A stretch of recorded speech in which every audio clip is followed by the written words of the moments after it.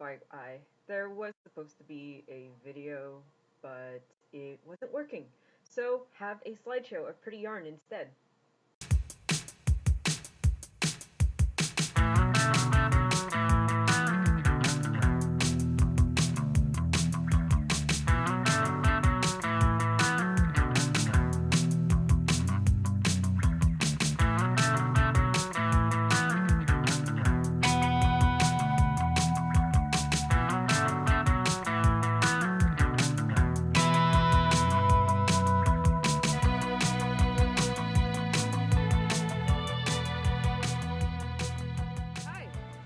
This is Chanel of the Pipernell podcast, and I'm here with two of my friends, Amanda Turcott, Kathleen Vandie.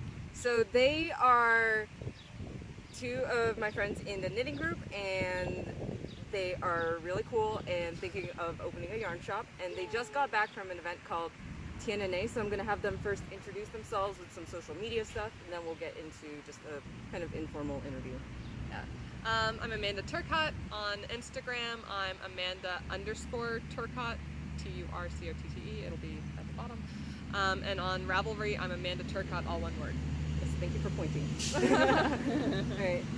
And I'm Kathleen Vandie, and on Instagram, I'm Vandie, Vandie _13. And on Ravelry, one of my favorite places in the world, I'm just Vandie, Vandie. And I have an Etsy shop, which is Kat Van Wyn, KATVANWIN. And what do you sell there? And I sell, I have a couple of patterns. I sell knitted mittens or mitts that I've made. And I started out doing a lot of project bags, but I don't have as many of those up anymore. That's fine. So I should actually repost some of them because I have some that aren't up yet. But that's fine. Anyway, all right. That's that. So thanks for the introductions. So this is just, I just wanted to get you guys in the moment. So you got back from TNNA last night. Yeah, we haven't distilled anything. Okay. It's all that's still fine. Swimming. So I wanted to capture that. And of course, feel free to keep knitting, sitting and knitting as you're going. Okay, Amanda, you sent me a video where you kind of explained TNNA, but do you want to give like a brief over? Sure, yeah. I sent you a video at 11 that was recorded at 11:30 at night after a full day of meeting vendors. Yeah, so. And this is after now you have caffeine in you too, right? Yes. Okay. So TNNA, it's the National Needle Arts Association meeting. It's sort of a to the trade association meeting. So there's a ton of vendors who sell wholesale to, yarn stores. And it's a great place for vendors to meet sellers, and you can place orders there for your store. While we were there, so our store, we're targeting an opening date of September 1st.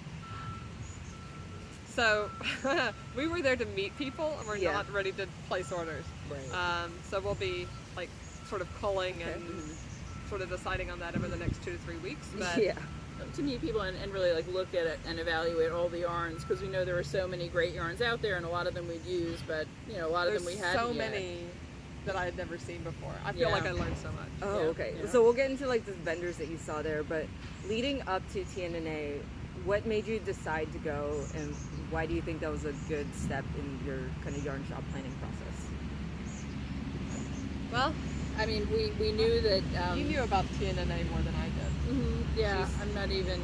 I guess my sister, who was part of Twist Collective, Irene Vandie, had been to TNNA a long time ago, and I just was always aware of it as a place for knitting, yarn professionals in all the different areas to come together. And actually, one of the things they do too is education, which was nice. I got to do a couple of classes on Sunday. For like shop owners, so it's things that like business skills that you would need to know, as well as like knitting technique. Yeah, they have a wide variety. Actually, one thing I heard a lot of people mention is that they wish they had repeated some of the classes, because a lot of times there were classes that, like, there was a technique class which might be really useful at the same time as a business class, and the business classes were really full. So it would have, who knows, maybe they should even do some evening classes or something, that might, like, after you're done looking at all the stuff on the floor. After the marketplace closes. Yeah, exactly, yeah. So So what classes did you take? I took, the first one was how to make sure you have full classes in your store. That's Which useful. is definitely, something we've got so many great talented teachers, including our buddy Chanel. Thanks. And so, we plan on having a full, schedule of classes and want to start out with a lot of the things in mind to be sure that we're offering what people want and we're promoting them the right way to get people to attend. Cool. So that was good. And then the one I took in the afternoon on Sunday was dealing with difficult customers, which it was interesting to hear other people's experiences. I think, a lot of it is, kind of common sense stuff, like, treat people like you want to be treated. And I think that, it was really useful to hear, though, some of the things that people have encountered, because some of them are also pretty crazy. Oh. So. Yeah, okay, I've never encountered like a crazy person in a yarn store. I hope never to, but yeah. Well, I think, good to have one in your example, and pocket. I don't mean, really crazy. Is it but, okay like, to mention an example, because I'm curious now. Sure, exactly. I would love to. I mean, one of them, people were talking about one of the most frequent issues that they encounter is just sort of random people, even people who've never been into the store before, saying, what kind of discount can you give me?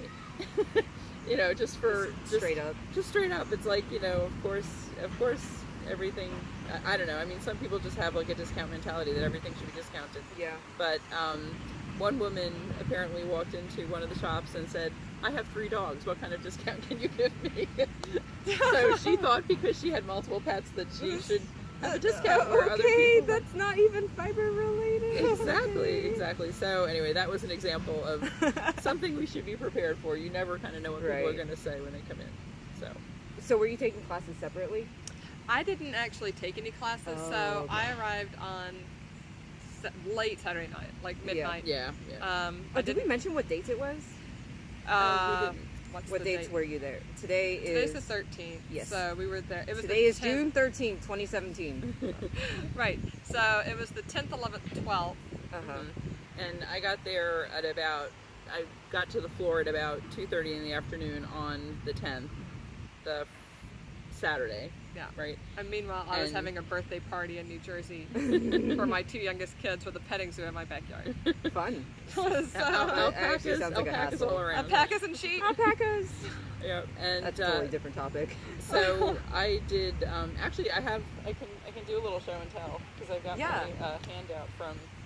Yeah. So when I got there on Saturday, and I had gotten up crazy early that morning, flew out, checked into the hotel, and then got my little map of the exhibit area. That is huge. And exactly. So my goal for Saturday from 2:30 to 6 when the exhibit closed was to make my way through and at least see all of the booths. Yeah. And not really necessarily talk to many people. I just wanted to scope it out and see what was there.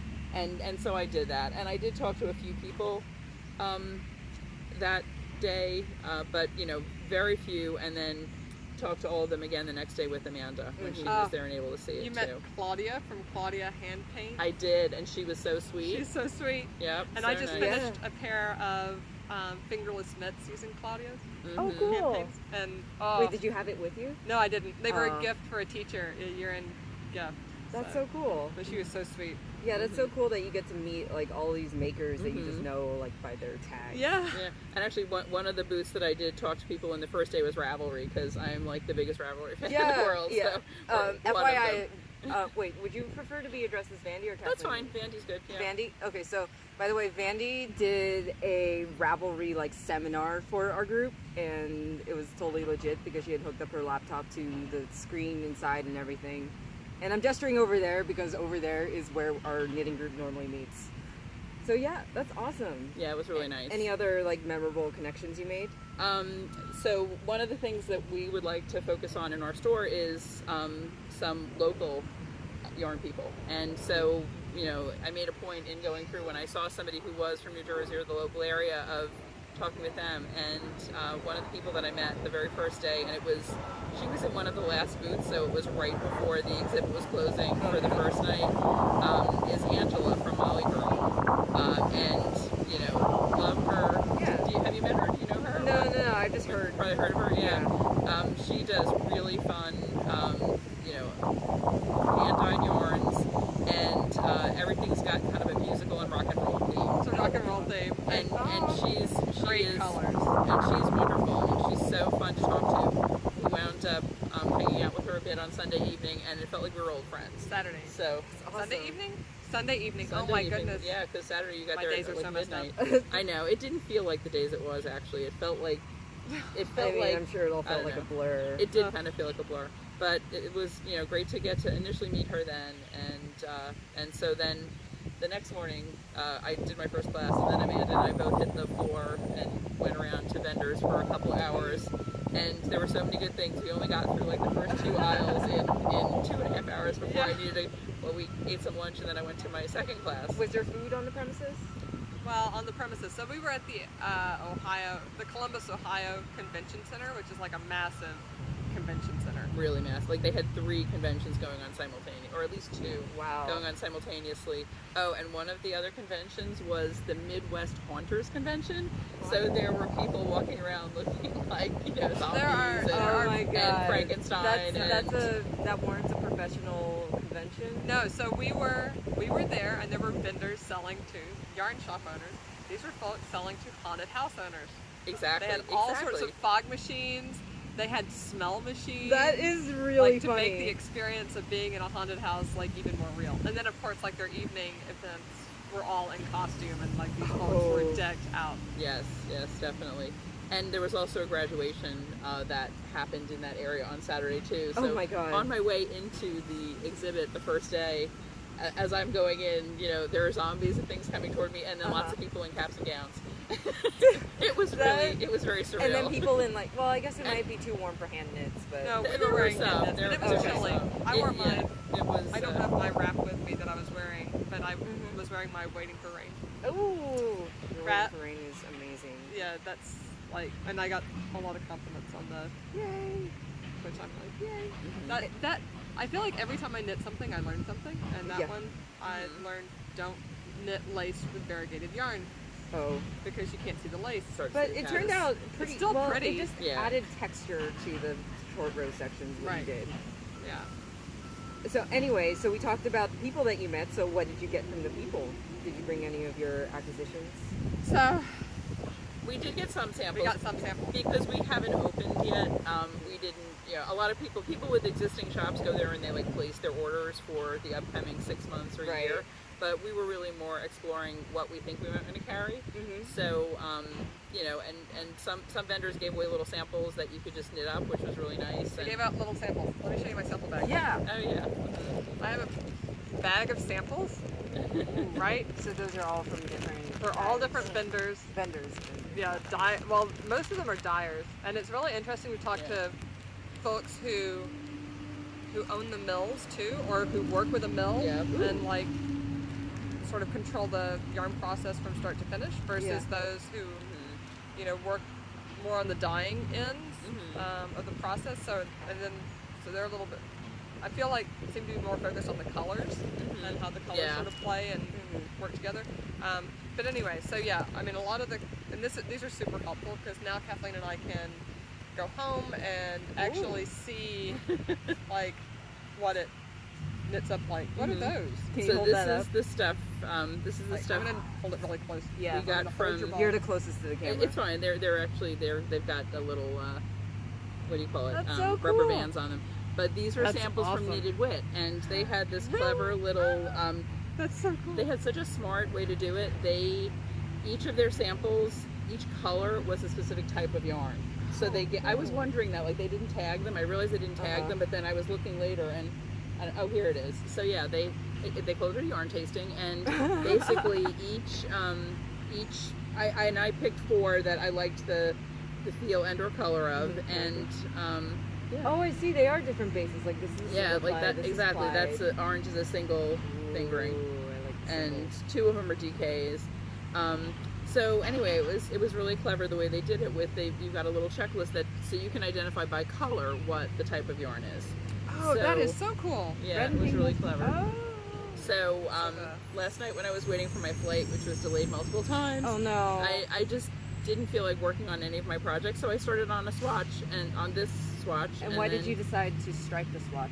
This is a Polworth shimmer. Just for fun. It's a shimmer, so that has That's a unique base. 15% silk in it. So it has like that little shimmer, and then the acid green. Wow, they have a down there. targy and silk base. yeah, that's the green here. Wow. Targy and silk. Yep, I like that a lot actually. The green, I think, And then where's is the one of my red? favorites. What do they call that? Oh, Victory Sock. Oh, that's the Victory Sock. Yeah, that's really nice. That's definitely- actually Are they all what the I'm same? knitting with right And these now. are all fingering weight bases? Or? 2 of them are DK and 2 are fingering, but Oh, I okay. just used I'm always leery of being able to keep my needles on the plane, especially because what I was working on, they were zeros, metal zeros. Oh, yeah. And I'm like, yeah. that's something the TSA could easily confiscate. So I had some wood needles in my bag too, Those and are so so I cool. just started. Yeah.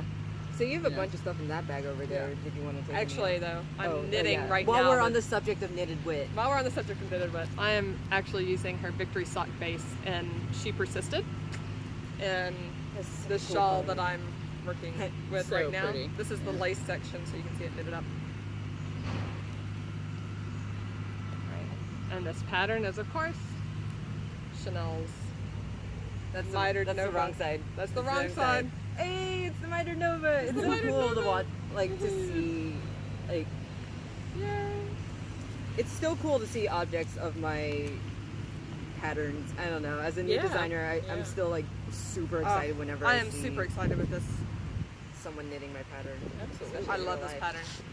I love it. Yay. Uh, Okay, so back so- to TNNA. So yeah, so Sunday night, we had dinner with, well, we had dinner and then we got stuck to the table. Oh. It was so nice. Yeah. And I'm really bad with names, so you're gonna have to talk about a little bit. Angela from Molly Girl. Molly Girl. And from Brooklyn. No, Woolen. Introduced us to Woolen. Rachel from Woolen. Rachel from Woolen. I keep was meaning there. to go there. I want You to should go. come now, with us when we go. let's have we're a gonna field go trip. soon. Yeah. Yeah. So Rachel. So she is so cool. She's Another person amazing. who, you know, by the end of the night, it felt like we were old friends. Oh, I was Oh telling yeah, Jen that tends inside to happen. before. I feel like that tends Yeah. to happen at like yarn get-togethers. It does. But There's it's so just this nice. instant connection because Yeah. of fiber art. yeah. Yep. And Rachel was so helpful. She gave us great advice. And one of the key things was, you know, go around tomorrow, which was Monday, right? And pick up skeins of yarn for yarn that you really like, because then you can get samples. So Start you have making skeins that you samples, really yeah. like. Yes. Woohoo. So these are ones I really like. We went by Mrs. Crosby, right? And I got these. So is Mrs. Crosby named after kind of the founder, dyer? I do not know. They are part of Lorna's Laces. Oh, I didn't know that. Yeah. Oh. So I didn't originally either, but we were talking with somebody in the Lorna's Laces booth, and he said, "Well, if you're looking for more variegated things, come on over here to our I guess the sister brand. I think that was how they Yeah, explained something it, like but they are connected. Their address is the same. So Oh, cool. Yeah. But this is our steamer chunk, which is 100% merino, and it's a worsted base. So I think I found the gray and this speckle. I think those are going to play very nicely together. And you're planning these for store samples? Yep. to test out the yarns to see And test them. Yeah. if see we're if we if like them, because I've never knitted with Mrs. Crosby. Good thing to I shop haven't for. either. Yeah. And And then just a reminder, if you need volunteers to help knit samples, I am totally willing to play with yarns. Nice. I Lucky did yarns. mention your name at our dinner on Sunday night. I said we've got a friend who I bet would be willing to help with that. So Well, yeah. so what do you have in your hands now? No, so this is a DK single ply. It's called Carpet Bag, and it's superwash merino, 80% and 20% silk. And that's also a nice pair. So you shop for like yarns and pairs, kind of. Well, I figured, if most things that I make have more than one color, and I could make a single skein something, which is fine, and I do that sometimes too, especially for like teacher presents or things like that, Yeah. Christmas gifts. But if I'm making it for myself, I like a little color, and I love mixing. Obviously, I love mixing solids and variegated. Yeah. So I guess you know, I'm going to share what I love with my customers. So. Cool. I mean, do you think like striped swatches would be useful to customers? I think. I mean, I actually like seeing. I love the way that swatch colors is done. striped in, like the way that different colors will stripe in a swatch. Yeah, it was funny. I was going to just do, you know, one color and then the next color, and I just did it to not bore myself. Yeah. Well, when you took it out, I thought it was a self-striping yarn because they went together so well. I always pick colors that I like, and a lot of times the colors that I like tend to work well together, even if they're a little zany at first blush. So, yeah. That's cool. Can we talk real quick about what you two are knitting on? Just Well, I told you what I'm we're doing. Sure. Oh yeah, you already mentioned it. What are you working on, Vandie? I am working on, I bought some really nice worsted yarn from Dream in Color That is beautiful. during the wool walk. Yeah. I love, I just Can I love hold it this. up? Yeah. I think I'm closest to the... You're closest to the camera and you have long arms. Yeah. Look at that. Oh my god. Ah! Look at those colors. The They're super variegation saturated. is awesome. And, So pretty. and you're knitting on, these are Knit Picks the needles knit that pick kind of needles match the yarn that very look, well. they match the... That's so cool. They match It's the not yarn. intentional, but when I realized it, I was like, wow. I'm on my knit pick needles too. What do you think is... So you knit a lot of different projects, Vandie. Like you have your shawl going on now, but you do a lot of color work. Yeah. How would you describe your kind of style? I have with actually. colors? I have my color arc knits. Yeah. I do. And actually, this is one of, if I ever make more and put them up in my Etsy shop. Yeah, you should, that's my- and you should stock them in the store too. Yeah, if we have time, we'll have to see. Oh, yeah, You know what? Maybe I can find someone else to make them. I do have. I bought a lot of the fabric when I first made it. So when I first designed it. So these are mitts, obviously Pussy Hat inspired, that I started working on a while back. And once the pattern's done, I will put it in my Etsy shop and on Yay. Ravelry and donate $1 from each pattern purchase to Planned Parenthood. Oh, that's awesome. Because So behind that. I think that, you know, we still, you know, sadly, I think the Pussy Hats are still going to need to be around next winter. So Yeah. Also, they're not going away yet. yeah, I was in the city over the weekend, and actually, so I had like my DNA scarf Yep. that I was knitting on, and this lady leaned over to me and she's like, "Oh, are you doing that for like knitting for science?" Apparently, that's a thing. Yeah. Because of the the science there march, was the people science started. march. Yeah. So I doing saw things people then. doing like color work resistor hats, which is awesome. Yeah. Someone should. Okay, if you meet an indie dyer who likes lots of stripes, please suggest like the resistor color code, like Okay. electrical resistors if they're deep, like or if they're a nerd like me.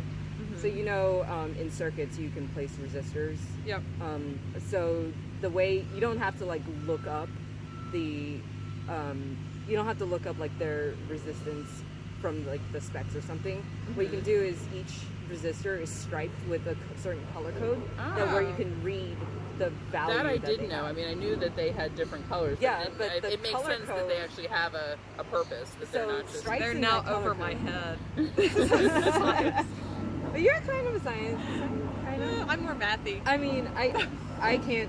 I'm like starting to not consider myself a science person anymore, but You're totally a scientist. okay, fine. But I'm working with yarn now. I'm a yarn scientist. Exactly. All right. There you go. So anything about TNNA that we haven't touched upon? Oh man. I feel like you two are definitely still processing. Yeah. We really are. And you we have are. a lot to think about for the shop now. Well, I will say that I think it was like the perfect thing for us to do to like be successful as, you know, launching. Like it was a great place for, you know, a vendor to see everything that's out there. Yeah. You know, and we know what, you know, what's readily available in other shops. And I think, you know, by being able to see everything that was at TNNA, it gives us a great opportunity to bring, you know, some diverse brands to northern New Jersey, which I think should be really cool. Yeah. Awesome. Exactly.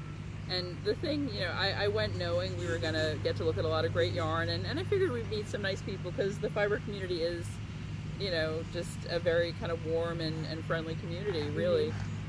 But we made such connections with so many people. We when we were saying goodbye, it was like saying goodbye to old friends. Aww. And like to do that in 48 hours is crazy. Yeah. Like where else does that happen, you know? I So, feel like it's I really remember at nice. Rhinebeck those connections would happen in like 5 minutes while you're waiting in line at the booth. Or Yeah, something. yeah. No, just, people are all, you know, Jen was saying it before, one of our friends from the knitting circle, that, you know, basically fiber people, like, they tend to be cooperative. They all want each other to succeed rather than feeling like in competition, which is so nice. And I think it does show, you know, a lot of people can be successful. It doesn't mean you have to be adversarial to be successful. It's such a great alternative approach to business. Yeah, definitely. So, can you talk a little bit more about your vision for the yarn shop, since we've had a lot of allusions to it? And we know that this is part of, TNNA was part of your process for planning it, so... Well, we have an official name.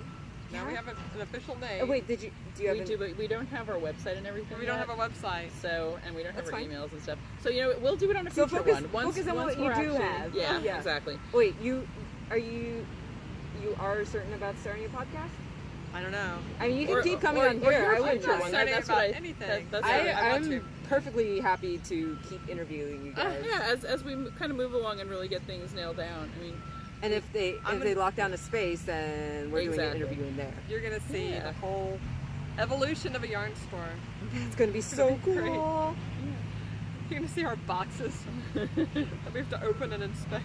Well, actually, next time you come to my house, Chanel, you can take pictures of the chairs and everything. My dining room is filling up already with stuff for the store. Yeah. So makeshift stock room. Yep. And so we've got a couple of locations. We're in Montclair, New Jersey, which people may know. You know, that's your stomping grounds, Chanel, where you hang out. Yep. And our group, by the way, is called the Montclair Knitting Circle. If anyone's in the North New Jersey area and wants to come. Tuesday mornings. Wednesday afternoons. Why did I just do this hand signal? I don't know why. Wednesday afternoons and Thursday we have a coffee shop. Thursday mornings in a local coffee shop, which I'm about to start working at. Are you serious? Yeah. That's cool. awesome. I love Java Love. Me too. Nice. Which is why I'm just like, oh, you're hiring? Sure, I'd love to come. Oh my gosh. Great. I was such a Starbucks person, and now Java Love has like the best like monthly or quarter, you know, seasonal flavors. The drinks in all the baristas so like just kind of make stuff up. Oh, they're That's so fun. good. They are good. I am on a flying circus kick. Right now. Oh, I love that one. What's Okay. Flying Circus? People who don't live in the area are not going to know this. So now you have 2 reasons to come to Montclair. Yes. One for Java Love and one for our store, which we will tell you the name next time. Okay. Okay. And- But oh, sorry. That's I'll let it. you finish. So the people who do know this area know that unfortunately the rents are pretty high. So while we would love to be in Montclair proper, we're looking in slightly less expensive towns nearby so that we can have a nice, lovely space and have plenty of room for our yarns and classes and, you know, knit-alongs and all the things we want to carry. Yeah. And so we've got a couple of spaces that we're very seriously considering, and we hope to nail down one, you know, in the next week or so, really. So, So cool. yeah. So, how exactly did you decide to start planning a yarn shop? It's all the fault of the Montclair Knitting Circle. It is, really, Yeah, nice. I've told this story a couple times this weekend. I mean, I think Vandie was, well, you were trying to think of what your next sort of career step was going to be. Exactly. I worked in a corporate job for a long time, learned a lot about marketing and branding. I was at one company for 25 years and had so many great opportunities there to do a ton of different things. And sadly was one of a whole bunch of people laid off right before my 25th anniversary there. But, you know, that gave me the opportunity to sit and think about what else I wanted to do, and I spent some time really figuring it out. I tried something part-time that I did for a couple of years. That wasn't quite the right fit. So when I stopped working that part-time job, I had the opportunity to come on Tuesday mornings for the Knitting Circle. And I had really only been participating in it online before that. There's a huge Facebook group, by the way. And so coming, you know, people started, everyone was aware. I mean, there used to be 4 yarn stores in this town. Yeah. And now there are none. And most of them are due to retirements. Yeah, and the fiber community is super active in this town, which, yeah, it's cool that your store is rising kind of organically from the community. Yeah. And, you know, currently the nearest store is like a 30-35 minute drive at best. Yeah. With no traffic. Yeah. Which one is the closest? Probably They're all pretty far. Will and Grace or New Tapestry. Probably. Or Yeah, what I about think Blue it's- Pearl? Isn't Blue Pearl? That's that's at actually least like 35 minutes. 40, It's yeah. not. Oh. Yeah. You know. Yeah. Okay. Yeah, so So- it's like a half-day trip if you want Yeah, to you have to buy make a day yarn. trip out of You it. have to Because really it's- plan it. You can't just you do it have on to the spur drive of the moment. and then park, which in a lot of places it's street parking, which in New Jersey it's a thing. And then, it takes you an hour Yeah. to go through, and then of course you got to drive back, and so it's like, okay. Kind of minimum of 3-hour commitment if you want to go buy some yarn. Yeah, so that's that's a lot. Honestly, a lot of people buy online. Yeah. Mhm. So you saw this niche in the community that you could fill. Well, yeah, but it was more like Kathleen was, it would be my dream to open a yarn store, and I think I was sitting nearby. I'm like, so let's do it. Let's do it. And also, the funny thing was somebody in the Facebook group started saying, if a yarn store were to Oh, open yeah. locally, what would you want to see in it? And people had all this great input. And my immediate thought was, maybe I can work there. But it turned out that, she was asking for a friend who really wasn't a knitter, and it sounded like it might just be sort of a pipe dream. But that was when, Amanda said to me, yeah, let's just do it. Nice. So, And Amanda has the business planning know-how because of Right. what's your background? I'm an actuary, so I worked at big insurance companies, but now I'm working for a startup insurance company. We're actually an MGA. But yeah, so I've watched a company start up for the past year and a half, and now I'm like, I can apply these skills. Nice. to something even more fun. Yeah, something. Yeah. Woo! Not that insurance isn't fun. It's totally fun. Yeah. So how has it been, like, kind of turning your hobby into a job, or potential career? I'm so excited about it. I really am, because it's just like I am always knitting, and I started knitting about 30 years ago, maybe actually even a little longer, and I've been crocheting on and off since I was about 10. So I've always just loved making things, and I have actually teaching as part of my background too from my corporate position. I would go around and we were always rolling out a new identity. Yeah, I'm getting bit. Oh no. I'm the bug Bug girl. magnet. No, I got one or two. Yeah, there's. Anyway, sorry. All right, so we probably should wrap it up soon so you guys don't get eaten alive. Yeah. But it's I'm so excited. I mean, I find myself working on things related to this. Even at 11 o'clock at night, I'm pounding away on my laptop, and my husband said, "Are you going to go to bed soon?" I said, "Yeah, but I just want to finish this." I said, "I haven't been so excited about working on something in so long," and that's the way it should be. Yeah. It's like, why not have the thing that you do as part of your living be something you love? Yeah.